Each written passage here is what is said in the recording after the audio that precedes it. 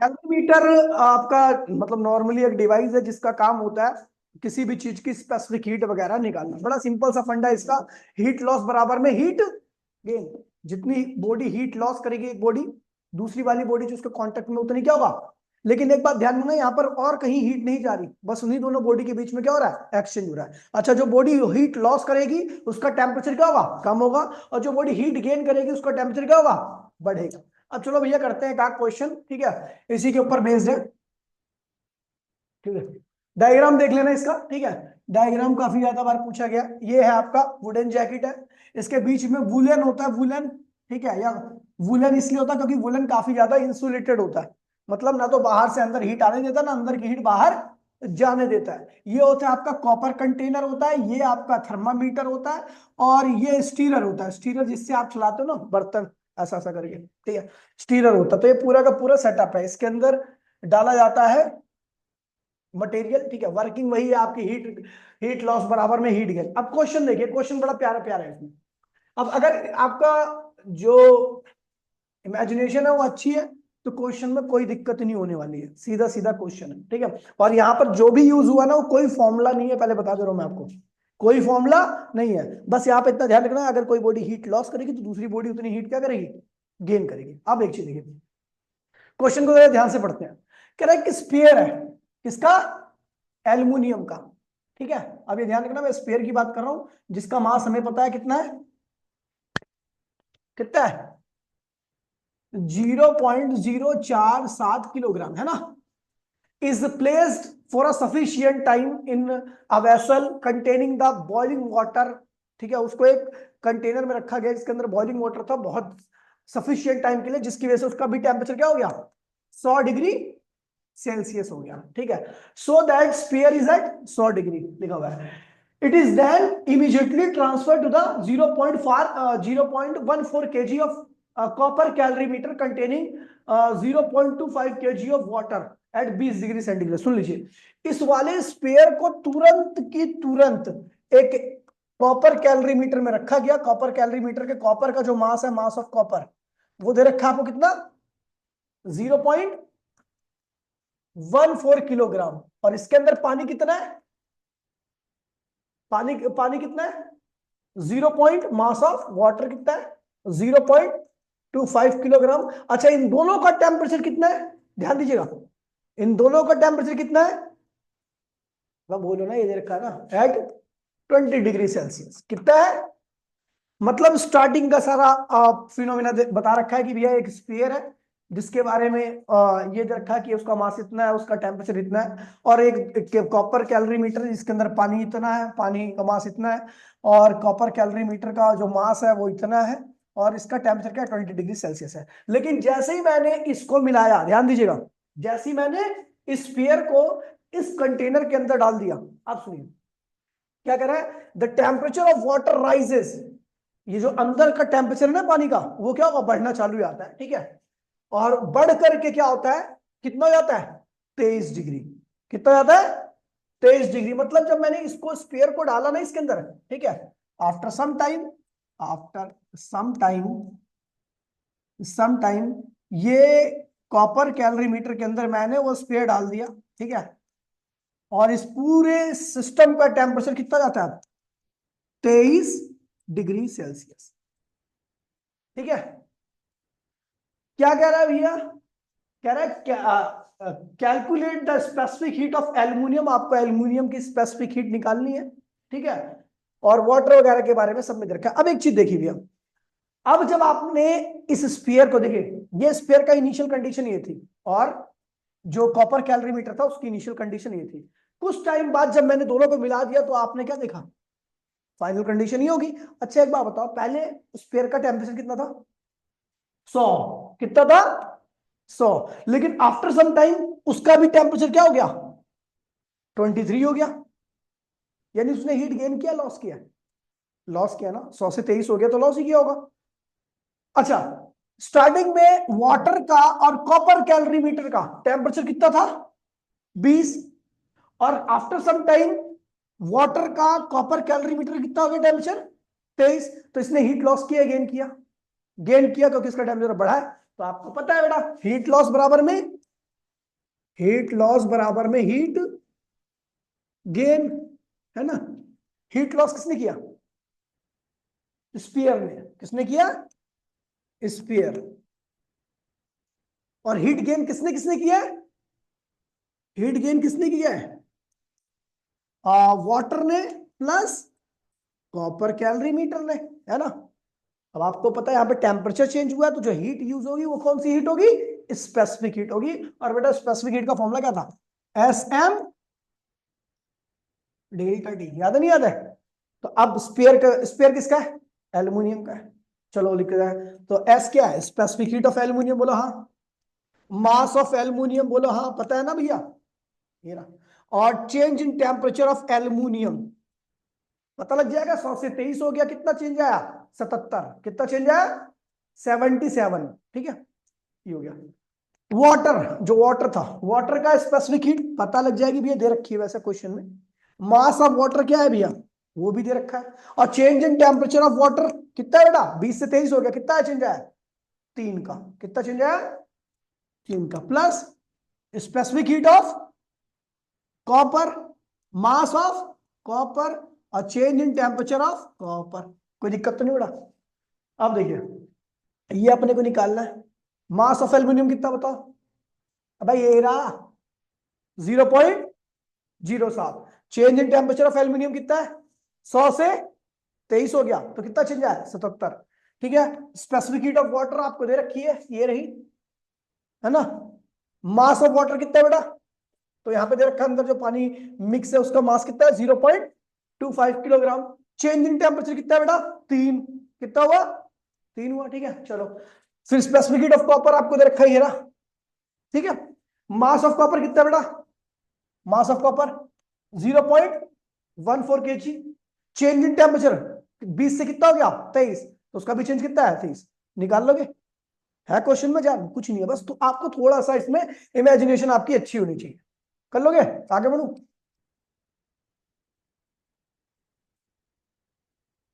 ठीक है। Change of state. देखिए, स्टेट का चेंज होना मतलब लिक्विड सॉलिड में कन्वर्ट हो जाए, सॉलिड लिक्विड में कन्वर्ट हो जाए, गैस वेपराइजेशन, ये सब क्या है? चेंज ऑफ स्टेट कहलाता है। ठीक है, जैसे आपका बता दूं भैया, तो melting of solid. Solid melt कब होता है? जब सॉलिड को हम क्या करते हैं? हीट देते हैं। डेल्टा, यहाँ पर डेल्टा का मतलब क्या है बेटा? हीट है। डेल्टा का मतलब क्या है? जब आप सॉलिड को हीट दोगे तो क्या बन जाएगा? लिक्विड। जब आप लिक्विड को हीट दोगे तो क्या बन जाएगा? वेपर। जब आप वेपर को कूल करोगे तो क्या बन जाएगा? लिक्विड। जब आप लिक्विड को कूल करोगे तो क्या बन जाएगा? सॉलिड। ये सब क्या है? चेंज ऑफ स्टेट है। ठीक है। एक बात ये ध्यान रखना, इफेक्ट ऑफ प्रेशर। प्रेशर अगर किसी चीज पे लगता है तो वो क्या करता है? वहां के रीजन का वॉल्यूम का, अगर मैं कहीं पर भी प्रेशर लगा दूंगा ना, बढ़ा दूंगा, तो वो क्या करता है? प्रेशर वॉल्यूम कम करता है। और जहां वॉल्यूम कम होता है वहां पे डेंसिटी क्या होती है? वॉल्यूम बढ़ जाती है। ठीक है, वॉल्यूम कम होने पर डेंसिटी क्या होती है? बढ़ जाती है। और डेंसिटी बढ़ने का मतलब है मॉलिक्यूल क्या हो गया? दूर दूर आ गया, पास पास चल गया। अब डेंसिटी बढ़ने का मतलब क्या होता है? मॉलिक्यूल का दूर दूर जाना या पास आ जाना? पास आ जाना। जब मॉलिक्यूल पास आते हैं तो डेंसिटी क्या होती है आपकी? बढ़ जाती है। तो प्रेशर का काम क्या है?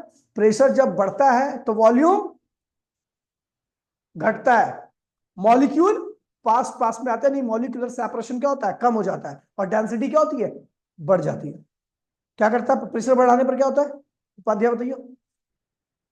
हाँ, डेंसिटी, वॉल्यूम बढ़ने का मतलब वही हो गया ना। और मतलब मैं फीलिंग समझ गया, फीलिंग समझ गया तेरी, तू क्या कहना चाहती है, मैं वही बता रहा हूँ। ठीक है, तो प्रेशर बढ़ाने पर वॉल्यूम कम हो जाता है, डेंसिटी बढ़ जाती है, और मॉलिक्यूल्स के बीच में सेपरेशन क्या होता है? कम हो जाता है। ठीक है, मॉलिक्यूल पास पास में आता है। वही लिखा हुआ है। प्रेशर का काम क्या होता है? प्रेशर का काम एटम और मॉलिक्यूल्स को पास में लाता है, जिससे, सुन लीजिए, अब एटम और एक बात ध्यान रखना, कि अगर आप हीट देते हो तो हीट देने से एटम और मॉलिक्यूल क्या होते हैं? पास में आते हैं, दूर दूर जाते हैं। अब उनकी एनर्जी बढ़ेगी तो वो दूर दूर चले जाएंगे। हीट देने पर क्या होता है? मॉलिक्यूल्स दूर दूर चले जाते हैं। मॉलिक्यूल्स का दूर दूर जाने पर डेंसिटी क्या होती है? कम हो जाती है। वॉल्यूम क्या होता है? बढ़ जाता है। और प्रेशर बढ़ाने पर वॉल्यूम कम हो जाता है, डेंसिटी बढ़ जाती है, मॉलिक्यूल क्या होते हैं? पास पास आते हैं। इन चीजों को ध्यान रखना। अब देखिए, ठीक है, समझ गया? अब आपको पता है प्रेशर अगर आप बढ़ाओगे, सुन लीजिएगा, अगर आप प्रेशर बढ़ाओगे तो फ्रीजिंग पॉइंट क्या होगा? कम होगा। अब सुनिए कैसे। जब आप प्रेशर को बढ़ाते हो, अच्छा फ्रीज मेल्ट होने का मतलब क्या होता है? मॉलिक्यूल को दूर दूर जाना। मेल्ट होता कब होती है कोई चीज? जब उसके मॉलिक्यूल दूर दूर जाते हैं। और प्रेशर बढ़ा करके आप क्या करते हो? मॉलिक्यूल को पास पास में लाते हो। अब हम मैंने कहा भैया कि कोई चीज क्या है, 0 डिग्री पर मेल्ट हो रही है। क्या हो रही है? मेल्ट हो रही है। मैंने क्या किया, इसके ऊपर प्रेशर बढ़ा दिया। मैंने क्या किया? तो क्या मेल्ट होगी? मैंने कहा 0 डिग्री पर कोई चीज मेल्ट हो रही है, मैंने इसके ऊपर प्रेशर बढ़ा दिया। मेल्ट होने का मतलब क्या? मॉलिक्यूल दूर दूर जा रहे हैं। क्या हो रहे हैं? और मैंने इनके ऊपर प्रेशर बढ़ा दिया, तो बताओ ये मेल्टिंग प्रोसेस होगा या रुक जाएगा? हाँ, क्या हो जाएगा? हाँ, फ्रीज हो जाएगा। मतलब मेल्टिंग प्रोसेस क्या होगा? रुक जाएगा। यानी अगर आप प्रेशर बढ़ाते हो तो मेल्टिंग प्रोसेस क्या होता है? रुक जाता है। यानी जिस टेम्परेचर पर चीज मेल्ट हो रही थी अब वो उस पर मेल्ट नहीं होगी। मान लीजिए आपको पता है 10 डिग्री सेल्सियस पे, पानी की बात नहीं कर रहा, 10 डिग्री सेल्सियस पे ऑलमोस्ट क्या होते हैं, काफी सारी चीजें क्या होती है, मेल्ट रहती है। क्या रहती है? मेल्ट मतलब उनके मॉलिक्यूल क्या होते हैं? दूर दूर रहते हैं। लेकिन जैसे ही मैं इसके ऊपर प्रेशर बढ़ाता हूं तो प्रेशर क्या करता है? मॉलिक्यूल को पास पास में ला करके उसको क्या करता है? फ्रीज कर देता है। क्या कर देता है? तो प्रेशर बढ़ाने से जो फ्रीजिंग पॉइंट है वो क्या होता है? बढ़ जाता है। मतलब कहने का मतलब कि जो हाई टेम्परेचर पर जो चीज मेल्ट थी ना, उस पर अगर आप प्रेशर बढ़ा दोगे तो उसी हाई टेम्परेचर पर क्या होगी? वो फ्रीज हो जाएगी। तो प्रेशर बढ़ाने से जो फ्रीजिंग पॉइंट है वो भी क्या होगा? बढ़ जाएगा। फ्रीजिंग पॉइंट बढ़ने का मतलब, पॉइंट बढ़ने का मतलब पता क्या है? टेम्परेचर, ज्यादा टेम्परेचर पर भी वो चीज क्या हो रही है? फ्री हो जा रही है। 0 डिग्री पर बर्फ फ्रिज होती है, 23-24 डिग्री पर वो क्या होती है? मेल्ट रहती है ना, पानी के स्टेट में। लेकिन अगर आप 23-24 डिग्री पर खूब प्रेशर बढ़ा दो, खूब प्रेशर बढ़ा दो, तो उस केस में क्या होगा? मॉलिक्यूल्स क्या होंगे? पास पास में आकर के वो चीज क्या होगी? तेज पर ही क्या होगी? फ्रीज हो जाएगी। यानी प्रेशर बढ़ाने से फ्रीजिंग पॉइंट क्या होता है? बढ़ जाता है। ये गलत लिखा हुआ है, ये दोनों डायरेक्टली आएंगे। ठीक है, ये यहाँ पर गलत लिखा है इसने, मैंने पहले भी बताया था कि भैया प्रेशर बढ़ाओगे तो जो चीज मेल्ट है वो उसी टेम्परेचर पे क्या होगी? फ्रीज हो जाएगी। यानी फ्रीजिंग पॉइंट क्या हुआ? बढ़ गया। ठीक है, अब देखिए मेल्टिंग पॉइंट। ठीक है, अब आपको पता है भैया कि अगर आप प्रेशर बढ़ाते हो, मान लो 23 डिग्री पर कोई चीज मेल्ट है, क्या है? मेल्ट है। आपने प्रेशर बढ़ाया तो क्या होगी? फ्रीज हो जाएगी।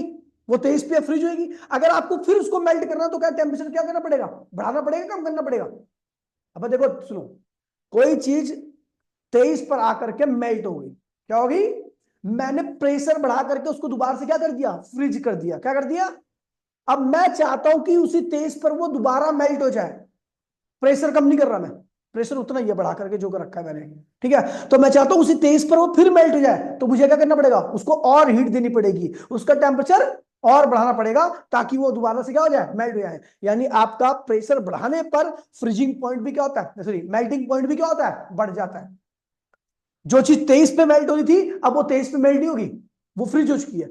अब अगर आपको मेल्ट करना है उसी प्रेशर पे तो आपको क्या करना पड़ेगा? और ज्यादा हीट देनी पड़ेगी उसको। समझ गए? तो यानी प्रेशर बढ़ाने पर मेल्टिंग पॉइंट क्या होता है? बढ़ जाता है। जो 23 पे पिघल गया था अब वो 23 पे नहीं, अब वो 40 पे पिघलेगा। समझ गए?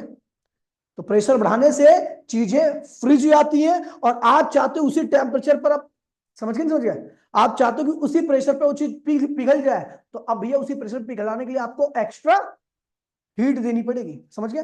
चलो, ये बॉइलिंग पॉइंट देखिए भैया, प्रेशर बढ़ने, बॉइलिंग से क्या होता है? मॉलिक्यूल दूर दूर जाते हैं। जब चीजें बॉइल होती है ना तो मॉलिक्यूल क्या होते हैं? दूर दूर जाते हैं। प्रेशर बढ़ा के हम क्या करते हैं? मॉलिक्यूल को पास में लाते हैं। यानी अगर कोई चीज बॉइल हो रही है, कोई चीज, हाँ हेलो, हाँ ठीक है ठीक है ठीक है ठीक है ठीक है। प्रेशर बढ़ाने से, प्रेशर, कोई चीज बॉइल हो रही है, मैंने क्या किया? उसके ऊपर प्रेशर बढ़ा दिया, तो क्या वो बॉइल होगी? रुक जाएगी ना बॉइलिंग प्रोसेस। आप देखो कुकर में, कुकर में जो चीज बॉईल हो रही होगी ना उसका टेम्परेचर 100 से बहुत ज्यादा होगा। पता है क्यों? देखिए भगोने में जो चीज बॉईल हो रही होगी उसका तो टेम्परेचर 100 ही होगा, लेकिन कुकर में जो चीज बॉईल हो रही होगी ना उसका टेम्परेचर 100 से बहुत ज्यादा होगा। पता है क्यों? क्योंकि भैया जो भगोना होता है वो ओपन सिस्टम है।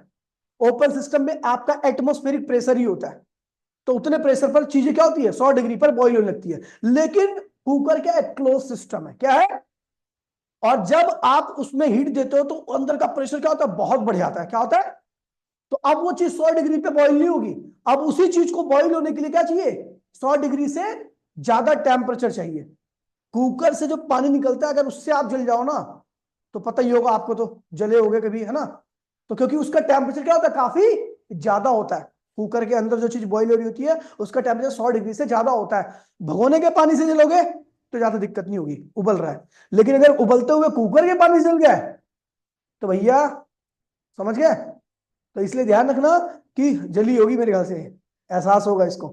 कुकर के अंदर उबल रहा पानी का टेम्परेचर 100 डिग्री से बहुत ज्यादा, क्योंकि 100 डिग्री पर कुकर के अंदर का पानी बॉईल नहीं हो सकता। रीजन क्या है, क्योंकि कुकर के अंदर का प्रेशर क्या होता है, बहुत ज्यादा होता है, जो 100 डिग्री पे उबलने नहीं देता। अगर बॉइलिंग प्रोसेस हो रहा है तो उसका मतलब 100 डिग्री से उसका टेम्परेचर क्या है, बहुत ज्यादा है। तो भगोने के अंदर का, समझ गया, तो ये ध्यान रखना। वाटर एक एक्सेप्शनल केस है। वाटर के केस में सारी चीजें आपको पता भी है, टेम्परेचर बढ़ाने पर, सॉरी प्रेशर बढ़ाने पर वाटर की डेंसिटी क्या होगी, बढ़ेगी। और डेंसिटी बढ़ करके चीज क्या होती है, पानी क्या होता है। सबसे ज्यादा डेंसिटी कब होती है पानी की, 4 डिग्री पर। और 4 डिग्री पे कौन सी स्टेट होती है, लिक्विड। सॉलिड नहीं होता, लिक्विड होता है पानी। तो अगर मैं बोलूंगा पानी की डेंसिटी, प्रेशर बढ़ा रहा हूं, प्रेशर बढ़ा रहा हूं, पानी की डेंसिटी बढ़ रही है, तो इसका मतलब पानी फ्रीज नहीं हो रहा, मेल्ट हो रहा है। क्या हो रहा है, आप किसी बर्फ के ऊपर भी अगर एक्स्ट्रा प्रेशर लगा दोगे तो फ्रीज होने की बजाय क्या होगी, मेल्ट होगी। क्योंकि प्रेशर क्या करता है, मॉलिक्यूल को पास में लाता है, वॉल्यूम को क्या करता है, कम करता है, डेंसिटी क्या होता है, बढ़ाता है। और पानी की डेंसिटी कौन सी स्टेट में सबसे ज्यादा होती है, लिक्विड स्टेट में। किसमें ज्यादा होती है, तो अगर आप किसी भी बर्फ के ऊपर आप प्रेशर बढ़ा करके सोचोगे वो बर्फ बन जाए और तगड़ी बर्फ, नहीं, वो तगड़ी बर्फ नहीं, वो उल्टा क्या होगी, मेल्ट हो जाएगी। -50 डिग्री पर पानी क्या होता है, बर्फ ही रहता है। लेकिन अगर आप उसी पे आप खूब प्रेशर बढ़ा दोगे तो टेम्परेचर चेंज नहीं होगा, लेकिन उसी टेम्परेचर पर क्या होगा, वो चीज क्या होगी, पानी हो जाएगी। क्योंकि हमें पता है प्रेशर क्या करता है, डेंसिटी को बढ़ाता है। क्या करता है, और पानी बर्फ की डेंसिटी सबसे ज्यादा कौन सी स्टेट में होती है, लिक्विड स्टेट में। इसलिए प्रेशर बढ़ाने से बर्फ भी क्या होती है, पानी में कन्वर्ट हो जाती है। क्योंकि प्रेशर बढ़ाने से डेंसिटी बढ़ती है, तो बर्फ की भी डेंसिटी बढ़ करके क्या हो जाएगी भैया, लिक्विड स्टेट आगे अटेंड कर लेगा। समझ गया, तो इस चीज को ध्यान रखना। आगे बढ़ते हैं, रेजिलेशन। अभी मैंने बताया ना कि बर्फ है, बर्फ के ऊपर प्रेशर बढ़ाओगे तो क्या होगा, पानी हो जाएगी। लेकिन प्रेशर हटाओगे तो फिर क्या होगी, बर्फ बन जाएगी। इसी प्रोसेस को हम क्या कहते हैं, रेजिलेशन। प्रेशर बढ़ाने पर बर्फ पानी बन जाती है, और उस प्रेशर को हटाने पर फिर दोबारा से पानी किस में हो जाता है, बर्फ में। इसी को हम क्या कहते हैं भैया, रेजिलेशन। कुछ एग्जांपल दे रखे हैं, तो वो मैंने आपको पहले बता रखे हैं। तो ग्लेशियर वगैरह देखा, ग्लेशियर, बड़े बड़े ग्लेशियर पहाड़ से, तो पानी रिस करके नीचे से आता है, ग्लेशियर के टॉप से नहीं आता, नीचे से। पता क्यों, क्योंकि बड़े बड़े ग्लेशियर का जो प्रेशर होता है बॉटम पे क्या होता है, बहुत ज्यादा पड़ता है। तो अंदर की जो बर्फ होती है ना, वो उस हाई प्रेशर की वजह से क्या होती है, मेल्ट हो जाती है। और मेल्ट होकर के क्या होती है, निकलती है। समझ गए। अब आता भैया लेटेंट हीट। लेटेंट हीट कौन सी हीट है, तो भैया ये वो हीट है जो बॉडी के टेम्परेचर को चेंज किए बिना बॉडी की स्टेट को क्या करती है, चेंज कर देती है। लेटेंट हीट बहुत इंपॉर्टेंट पॉइंट है, कि वो हीट जो बॉडी का टेम्परेचर चेंज किए बिना बॉडी की स्टेट को चेंज कर दे, उस हीट को हम क्या कहते हैं भैया, लेटेंट हीट। क्या कहते हैं, वो हीट जो बॉडी के टेम्परेचर को चेंज किए बिना बॉडी की स्टेट को चेंज कर दे। जैसे आपको पता भी है 0 डिग्री पर पानी भी रहता है, बर्फ भी रहती है, और लगातार बर्फ कन्वर्ट होती रहती है पानी के अंदर, लेकिन टेम्परेचर चेंज।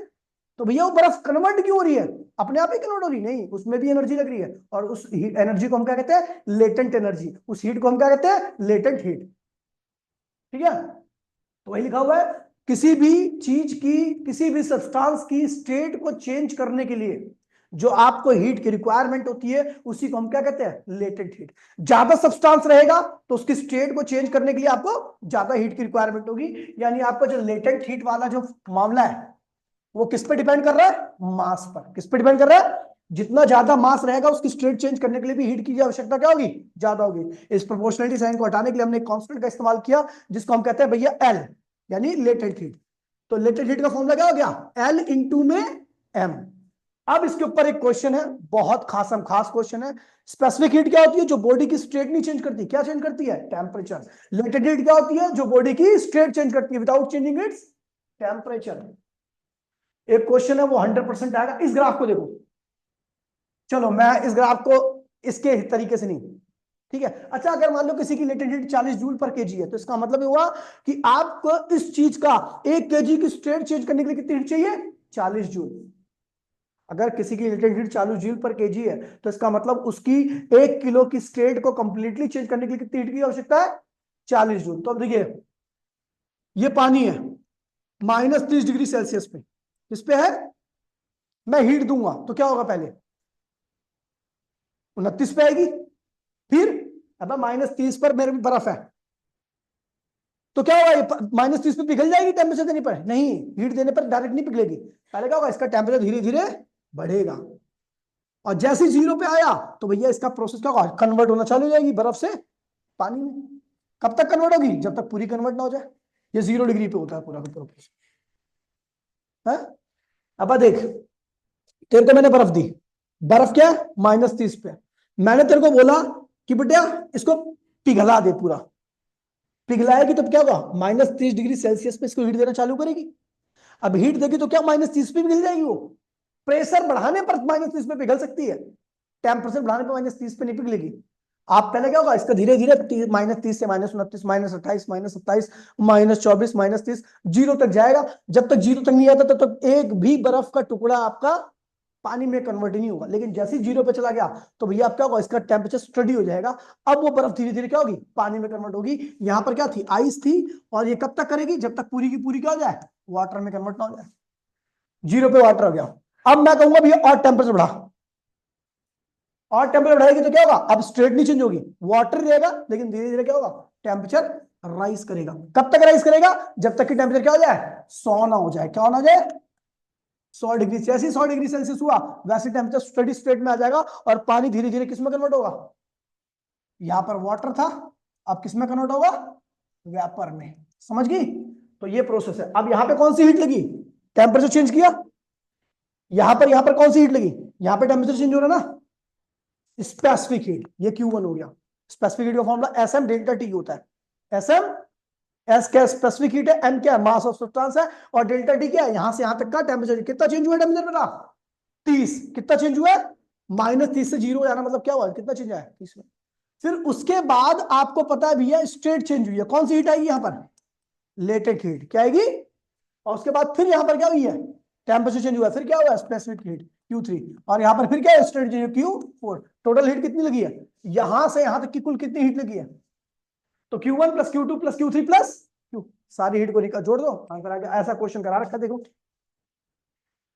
ठीक है। 5 अब पढ़ ले, पहले समझ गई? जिंदगी में पहली बार तो तेरे को समझ में आता कोई चीज, और मैं अच्छे से समझने के लिए आ रही हूँ। हाँ तो बस अब समझ लेना फिर अच्छे से। बेटा you are late, I am not late. चुप रहा। देखो 0। अब देखो क्वेश्चन कितना प्यारा क्वेश्चन है। अब देखिए, ये नहीं कराऊंगा तो रिग्रेट करेगी पूरी जिंदगी। ठीक है, क्या कह रहा है? 0.5 किलोग्राम आइस है। कितना है? 0.5 किलोग्राम आइस है। कितने डिग्री पर? सुन ले डायन, इससे इंपोर्टेंट नहीं हो सकता कुछ भी। 0.15 kg कितनी है भैया? आइस है। टेम्परेचर कितना है? 0 डिग्री सेल्सियस है। कितने से mix with 0.3 kg of water, पानी से मिलाया जाता है। और उसका टेम्परेचर कितना है? उसका टेम्परेचर कितना है? 50 डिग्री सेल्सियस है। कितना है? सुन ले, इस पानी को लिया, इसका टेम्परेचर कितना था? 0। लेकिन इसको जिसमें मिलाया उसका मास इतना था, लेकिन उसका टेम्परेचर कितना था? 50 डिग्री सेल्सियस। कह रहा है भैया आप कंटेनर, उसमें कंटेनर में किया गया, और थोड़ी देर बाद टेम्परेचर कितना हो गया पूरे सिस्टम का? 6.7 हो गया। तो बोल बेटा, बोल रहा है calculate the heat of fusion of ice. आपको लेटेंट हीट निकालनी है किसकी? आइस की। फ्यूजन, फ्यूजन मतलब कन्वर्ट होना। अब एक चीज देखिए, समझिए इस चीज को, कि भैया यहां पर अब क्या हुआ होगा, सुन लीजिए। जब मैंने 0.15 kg आइस को लिया, जिसका टेम्परेचर क्या था? 0 था, उसको मिलाया मैंने 50 के साथ, तो 50 वाली से 0.0 वाली ने हीट ली होगी। जिसका 50 डिग्री सेल्सियस टेम्परेचर है उसके पास हीट ज्यादा होगी, और 0 डिग्री वाली ने उससे हीट ली होगी। और हीट लेकर किया क्या होगा? पहले अपनी स्टेट चेंज की होगी, उसके बाद अपना टेम्परेचर भी चेंज किया उसने। सुन लो, पहले क्या हुआ? हीट किसने लॉस किया? हीट लॉस बराबर में हीट गेन। नहीं, अब हीट लॉस किसने किया? 50 वाली ने। किसने किया? अब हीट लॉस किया, उसका टेम्परेचर पहले 50 था, बाद में कितना हो गया? 6 पॉइंट। तो टेम्परेचर चेंज हुआ, कौन सी हीट आएगी? Specific heat. कौन सी आएगी? चलो भैया स्पेसिफिक हीट लिखाते हैं। तो इसका क्या होगा? ये पानी, इसको पानी नाम देता हूं मैं। ये वाटर नंबर फर्स्ट है ऊपर वाला, और ये वाटर नंबर क्या है? सेकंड है। तो इसको वाटर हीट लॉस का अलग लिख रहा हूं, ठीक है। तो उसका specific heat of water first, ठीक है, मास ऑफ वाटर फर्स्ट, ठीक है, और change in temperature of water first, ये जिसने हीट लॉस किया। अब हीट गेन किसने किया? इस वाले पानी ने किया होगा, जिसका टेम्परेचर क्या था? 0। तो पहले हीट गेन करके इसने क्या किया? अपनी स्टेट को चेंज किया होगा। स्टेट चेंज करने में कौन सी हीट लगती है? Latent heat. लेटेंट हीट क्या होती है? Latent heat of water second, mass of water second. ये उसने इतनी हीट लेकर के अपनी स्टेट को चेंज किया होगा, फिर अपने टेम्परेचर को चेंज किया। पहले उसका टेम्परेचर क्या था? 0 था, बाद में कितना किया? 6.7 कर लिया। तो क्या होगा? Specific heat of water second, mass of water second, और change in temperature of water second. अब एक चीज देखो भैया, इसमें डाटा डालो।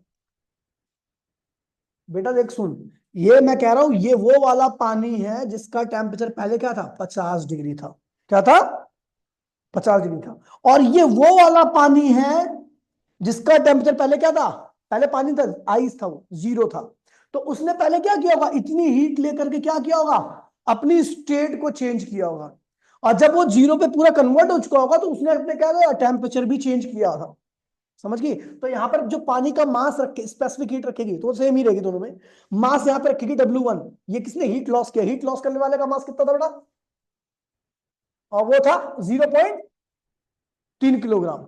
और इसका टेम्परेचर कितना चेंज हुआ? तो किसका देख, इसका मास क्या था जिसने हीट लॉस किया? इतना था।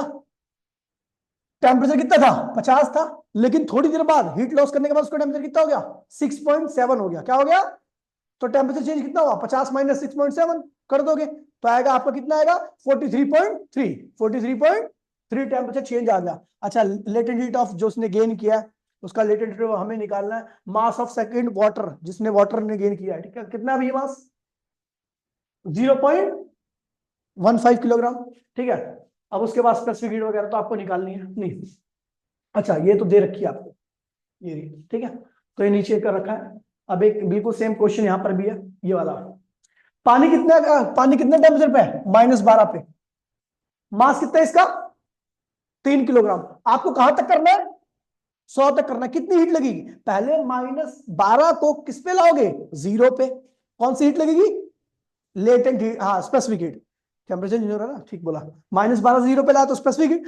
फिर 0 पर आने पर पूरा मेल्ट करोगे, लेटेंट हीट। फिर 0 पर पूरा पानी मिलेगा आपको, फिर पानी का टेम्परेचर बढ़ाओगे तो क्या आएगी? Specific heat. फिर आपका पानी 100 पे आके स्टडी, ठीक है, तो 4 की 4 हीट आ गया। हाँ हाँ, होगी, छुट्टी हो गया। 1 मिनट 1 मिनट, अगर बिना पैर तोड़ दूं तेरे में, ठीक है। तो भैया फिर आप सर्चिंग करें। ठीक है, चलो ठीक है, टाटा बाय।